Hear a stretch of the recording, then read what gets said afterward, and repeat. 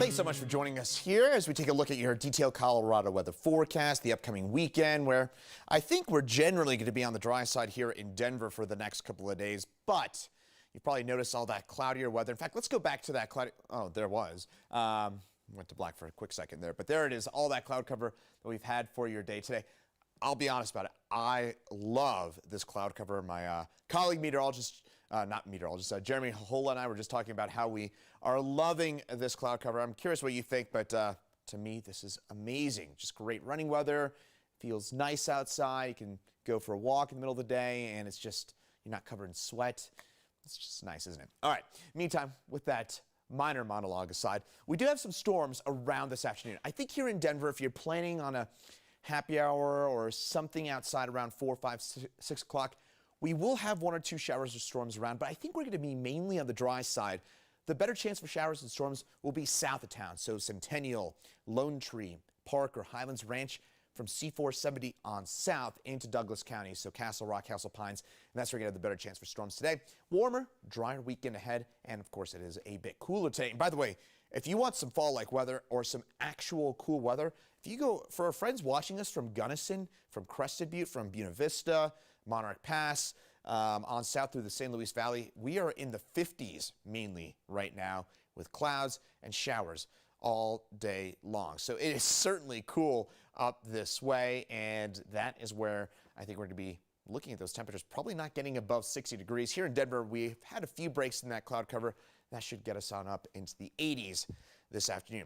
Meantime, as we take a look at the forecast, come 2 o'clock, 2, 3 o'clock, most of that rain here into the St. Louis Valley will be in the St. Louis Valley and on north here into the Collegiate Peaks, on north here, just about to South Park, certainly into Southern Park County, so out by Buena Vista as well as on south here into Salida. That rain will be coming down. It's going to be heavy at times. Then watch as this kind of pulls east here. We've got a weak system traveling through the state. That will pull a lot of that rain and some of those showers and thunderstorms into southeastern Colorado. And by the way, Lamar and Springfield, you're in the upper 80s, about 90 right now. That's why you're going to be seeing some of those stronger showers and storms in this part of the state. There's a bit more energy to work with, and that's why I think you do end up with the potential for 1 or 2 stronger storms out that way. You might want to have the car in the garage just in case if you're watching us from Prowers or Baca counties here in the southeastern part of the state. Then as we get into overnight and then into your Saturday, we do dry things on up. Closer look in here at the Front Range. I know a lot of maybe weekend plans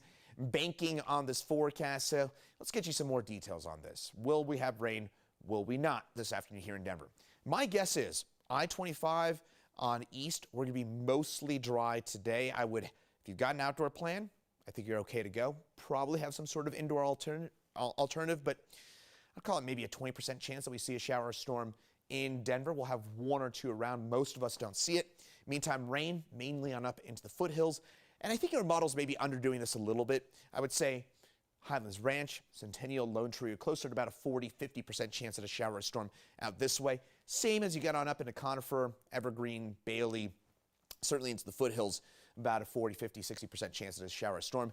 Denver, immediate metro, 20, maybe 25% chance at a storm this afternoon. So we're probably dry here in town, and then come midnight, 1 o'clock, we'll be pretty much done with any showers or storms that do end up developing. Temperatures, this is a big story today, so watch. 55 degrees for us out in the St. Louis Valley, 66 in Alamosa, 59 Gunnison, 59 Telluride, 55 at 10,000 feet in Leadville. That sign me up. It's about pumpkin spice weather, isn't it there? 70s, 80s Eastern Plains, and near 90 degrees for us in Lamar. Grand Junction at 75. So for today here in Denver, I think we do manage to break out enough sunshine to get us on up into the mid-80s. I'm a little wary about saying that, but I think we just get enough sunshine that we should get on up into the mid-80s for today. And with those showers and storms, mainly south of town. Now, in terms of those forecast highs for today, Lamar, again, Eads, as well as down to Springfield, around 90 degrees. That's why you've got the best chance of seeing some heavier rain this afternoon, this evening. Mountains, Buena Vista, look at that, 59 for a high, 60 in Telluride. So there is that fall-like feel on up into the mountains, 84 in Grand Junction. For our day tomorrow here in Denver, it's dry and it's warm, near 90 degrees for us with those temperatures about 3 to 4 degrees above where they should be for this time of year. It's warm and it's dry with partly sunny skies overhead for us. We'll see some afternoon clouds. I don't think we end up with any rain here in town. For tomorrow, around the metro area, 90 Brighton, 91 Greeley, 85 Parker, 91 Lakewood, and 88 out into Littleton. So temperatures, again, generally speaking, about 3 to 4 degrees above average for a day tomorrow. Now, in terms of those showers and storms, we do have the chance for, I would call it about a 10% chance at a storm or a shower even here in Denver for our day tomorrow. So if you're heading out to the Broncos game, which, by the way, we'll have it on 9 News at 6 p.m. on tomorrow night, on your Saturday night, as they host the Minnesota Vikings in their preseason finale. If you're heading out there, I think you're going to be dry. You're going to be pretty much okay for any tailgating. During the game itself, it should be dry as well. Chances for showers will be mainly confined into the mountains, but in the mountains, it looks drier tomorrow than today. So if you're heading up to the mountains, I think, again, tomorrow, most of us end up with a dry day on up into the higher terrain. Then by your Sunday, we should still see 1 or 2 leftover showers for us here into the mountains as well. So if you're camping, you're heading up to the mountains, 2 things. 1, know where those burn scars are. Take out a map, Google it, just know where those burn scars are, because if you're anywhere near or in those burn scars for today, tonight, we do have an elevated threat for flash flooding. That means I think we got a pretty good chance at seeing some flash flooding. In fact, Cameron Peak burn scars already had a flood advisory so far today, and I would imagine that we'll see some flash flood warnings push on in. East Troublesome and Grizzly Creek burn scars, so of course that means I-70 at Glenwood Canyon could face closures later on today. You've been warned. We could be talking about that later on.